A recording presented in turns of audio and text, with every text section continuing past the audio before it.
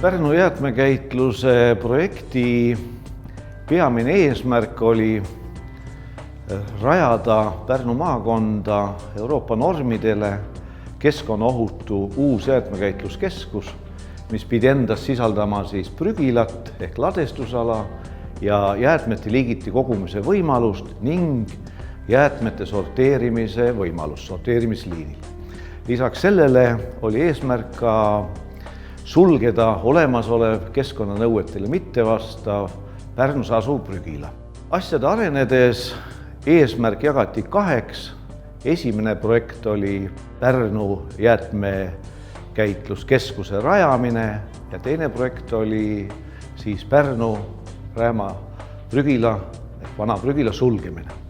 Selle eesmärgi ehk selle projekti rakendamiseks moodustati äriühing tänase nimega Osaühing Paikre, mille omanikud on Pärnu linn ja Paikuse vald.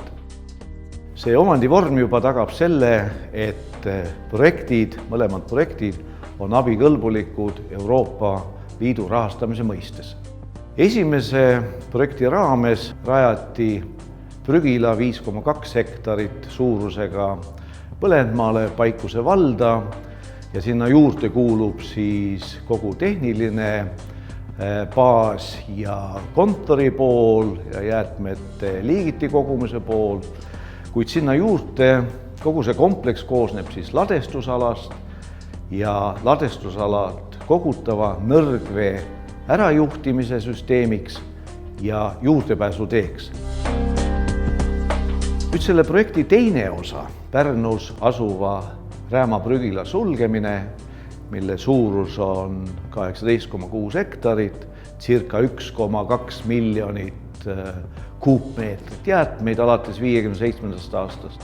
See projekt osutus nii mahukaks, et ta esialgsest projektist eraldati teiseks projektiks, iseseisvaks projektiks Pärnu Rääma prügila sulgemine. Kui me esimest projekti alustasime 2004. aastal ehituslepingu järgi ja lõpetasime 2006. aastal, siis Rääma prügila sulgemisprojekti me alustasime 2009. aastal ja lõpetame 2011. aasta kevadsuvel. Kui me saime valmis Paikre uue prügila ja jäätmekäitluskeskuse, siis väga paljud kohalike omavalitsuse esindajad käisid uudistamas, et kuidas on see võimalik, et kas kohalikud elanikud ei ole selle vastu ja ega me ei tekita mingisuguseid probleeme neile haisu, lindude, näriliste ja mingite muude sitikate-satikate näol.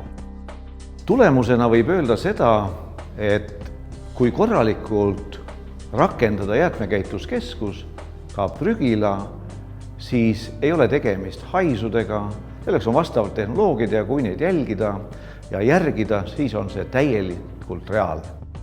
Sellega me võtsime maha mitte ainult uudistavate teiste kohalike omavalitsejate hirmud, vaid me võtsime maha ka kohalike elanike hirmud, sest kohalikud elanikud on toonud siia oma lapsi, on käinud siin koolid, kutsekoolid, üliõpilased, me oleme nendele muutunud ka praktikabaasiks ja mul on hea meel selle üle, et nad vaatavad jäätmekäitlust kui mitte mingisugust räpast musta tegevusala, vaid kui korralikku majandusharu, mis toimib reeglite kohaselt ja suhtuvad sellesse kui tegevusse, mis on nagu üks osa elust ja seda loetakse normaalseks.